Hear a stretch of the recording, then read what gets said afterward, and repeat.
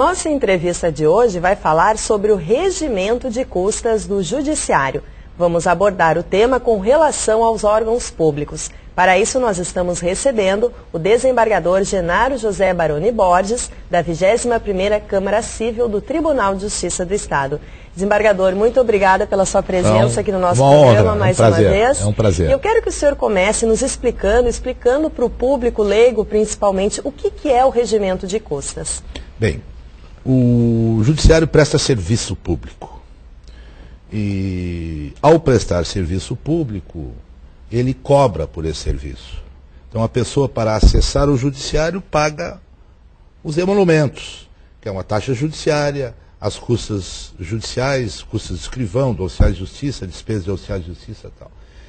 Esse é o custo do Poder Judiciário. Eu particularmente, talvez até algumas pessoas não gostem do que vou dizer, eu particularmente acharia que o acesso ao Judiciário devia ser gratuito e indiscriminado. Porque eu não compreendo como que se possa ter um serviço que é monopólio do Estado, porque o Estado tomou a si o monopólio da distribuição da justiça exatamente para evitar a justiça privada, a vingança privada.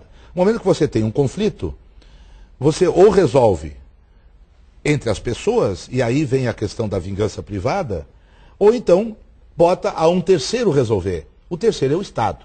Então, o Estado democrático tomou a si o monopólio de resolver os conflitos entre as pessoas. Se ele tomou esse monopólio, e isso é do sistema democrático de direito, né, porque eu não posso ir a outro lugar para buscar justiça. Eu só tenho um lugar para buscar justiça. Então, se é um monopólio, eu entendo, eu sempre tive essa ideia de que a justiça tinha que ser gratuita. Mas isto é uma ideia que é minha, só minha, talvez alguns outros concebam isso, mas ela não repercute no mundo inteiro. Todos os judiciários do mundo, em geral, do mundo democrático, em geral, eles cobram para que se tenha acesso à justiça. Bom, se a coisa é assim, se tem que se pagar para entrar na justiça, então que se pague. Essas são as custas judiciais. Quem determina o valor dessas custas? Essas custas são tidas dentro de um sistema, elas são tidas como taxa, tipicamente taxa, porque é uma contraprestação de um serviço público prestado a pessoas. Eu só pago as custas quando eu vou acessar o judiciário. O valor que se paga no Rio Grande do Sul é o mesmo que se paga em outros estados? Não. Cada estado, dentro do sistema federativo brasileiro, tem sua autonomia para fixar o valor das custas judiciais, dos emolumentos, dessa taxa que se cobra pela prestação dos serviços judiciais. E esse valor também é diferente nas esferas da Justiça Federal, Estadual? Sim, a Justiça Federal, a taxa é fixada pelo Poder Público Federal, pela Justiça Federal. Né? No Rio Grande do Sul é pelo Tribunal de Justiça. E a Justiça do Trabalho também tem outras Também taxas, tem as suas custas fixadas. Cada poder judiciário federal, e aí federal eu falo Justiça Federal e Justiça do Trabalho, né? E no estadual seria a nossa justiça aqui, cada poder, de forma estanque, fixa para si a remuneração do serviço que presta. E desembargador, com relação aqui ao Rio Grande do Sul, este ano foi aprovada uma lei, né, pela Assembleia Legislativa, em que se isenta os órgãos públicos de pagar essas taxas. E esse tema foi discutido amplamente no Tribunal de Justiça. Esse tema tem sido recorrente no tribunal, porque agora, em meados desse ano, início do ano, foi promulgada a Lei 13.471, que alterou o regimento de custos, que era a Lei Estadual 8.121 de 85, é o regimento de custos, e passou a isentar, a partir desta lei, as pessoas do direito público do Estado. Significa Estado, municípios, autarquias todas, vamos dar um exemplo de autarquia, o IP, Detran, municípios, e aqui DEMAI, todas as autarquias e todos os entes públicos estaduais estariam ou estão, a partir da promulgação desta lei, isentos de pagar as custas judiciais ao Poder Judiciário.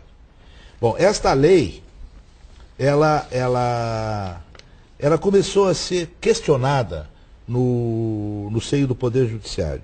E eu, na semana retrasada, se não me falha a memória, depois de ter chegado vários agravos, vários recursos por conta desta lei, eu suscitei o chamado incidente de inconstitucionalidade. E por que fiz isso? Porque eu entendo, em princípio, que essa lei padece de vício de inconstitucionalidade. É certo que tanto a União quanto os Estados têm competência concorrente, quer dizer, cada um nas suas esferas de atribuição e de competência, eles podem dispor sobre as custas. Então, quanto a isso, não há dúvida. Os Estados podem legislar sobre isso. Depois tem uma outra questão que eu entendo que há um vício de iniciativa. Porque a Constituição Estadual, no artigo 95, ela diz que é da competência privativa ou exclusiva do Poder Judiciário fixar normas de processo e de procedimento civil e penal de competência legislativa concorrente aos juizados especiais, etc., etc., e diretrizes orçamentárias, etc. Bom, esse é o artigo 95 da Constituição Estadual, que atribui ao Poder Judiciário, significa ao Tribunal de Justiça, a competência para dispor sobre normas de processo e de procedimento. E as custas são essencialmente normas de processo. Elas estão compreendidas nas normas de processo. Porque tanto estão compreendidas que o próprio Código de Processo dispõe quem deva pagar as custas. O artigo 20 do Código de Processo Civil diz o seguinte: paga as custas quem perde a ação. Então, significa dizer, a partir dessa disposição, que as custas são normas de processo ou de procedimento. E como são normas de processo, eu tenho para mim que a iniciativa para legislar sobre custas judiciais é efetivamente do Tribunal de Justiça. E isto nunca foi posto em dúvida. Desde a noite dos tempos em que o tribunal teve sempre a iniciativa de remeter ao Poder Legislativo leis dispondo sobre o regimento de custas, sobre a alteração do regimento de custas, sobre aumento de custas, sobre redução de custas, etc. Então, a meu sentir, esta lei 13.471, que não foi de iniciativa do Poder Judiciário, e sim do governo, do Poder Executivo, ela, a mim, parece que ela padece desse vício de iniciativa. E mais um aspecto. Na reforma da Constituição, que alterou algumas disposições com relação ao Poder Judiciário, o artigo 98, parágrafo 2º da Constituição Federal, dispôs que as custas e os emolumentos que antes iam para a vala comum, iam para o poder público geral, iam para a Secretaria da Fazenda, para ser mais claro. Ia tudo lá, como impostos, como taxa, como tudo, a taxa judiciária, os emolumentos iam tudo para o bolo da Fazenda e depois vinham para o Poder Judiciário. Pois bem, a partir da emenda 42, que dispôs no artigo 98, parágrafo 2º da Constituição, que as custas são destinadas exclusivamente ao Poder Judiciário. Significa dizer que não vai mais para o bolo comum para depois vir repartido. As custas já vão diretamente para o Poder Judiciário. Então, são custas, são receitas, eu diria, do Poder Judiciário.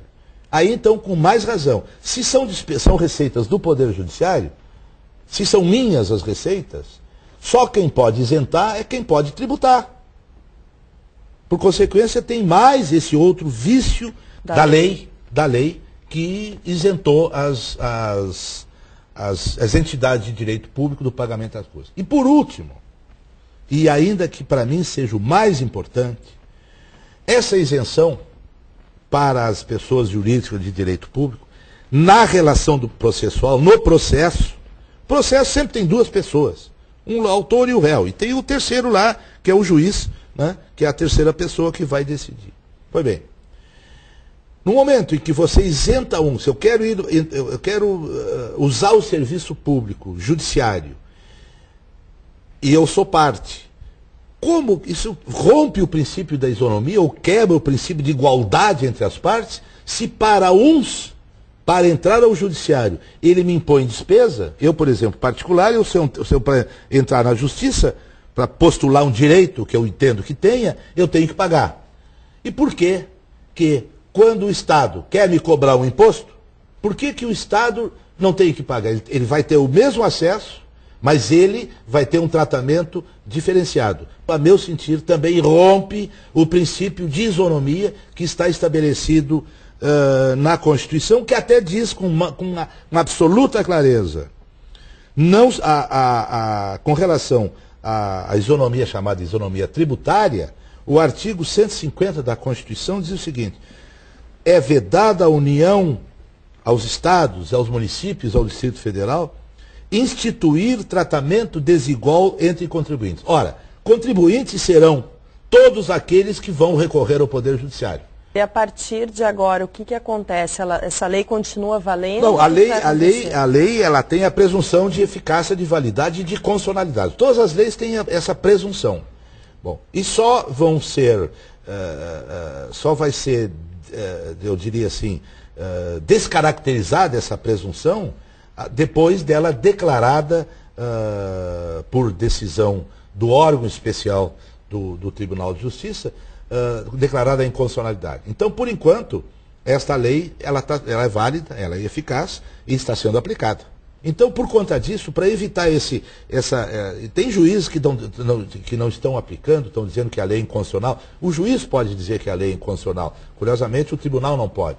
Eu não posso, como órgão na Câmara. Mas o órgão competente para declarar a inconstitucionalidade com efeitos gerais é o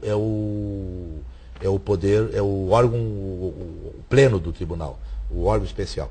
Então, esse foi o meu propósito.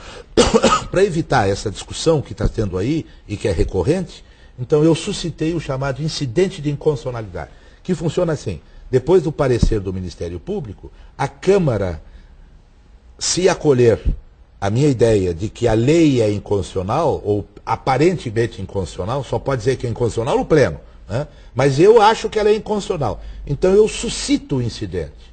Eu incito a discussão do tema pelo órgão especial. Se a Câmara assim decidir, acolhendo o meu pedido, vai o processo para o órgão especial do Tribunal de Justiça, e lá o órgão especial então vai se pronunciar definitivamente sobre a constitucionalidade ou não desta lei que isenta de custas as entidades públicas do Estado do Rio Grande do Sul. É importante que isso fique pacificado, né? Se decida, olha, é constitucional, não é constitucional, então que fique pacificado para evitar aí essa dúvida que não é bom para ninguém. Desembargador Genaro, muito obrigada pela sua participação aqui no programa. Eu agradeço muito. E o programa Justiça Gaúcha de hoje termina aqui. Se você quer mandar uma mensagem para a nossa produção, anote o e-mail: imprensa@tj.rs.gov.br. Muito obrigada pela sua atenção e até o nosso próximo programa.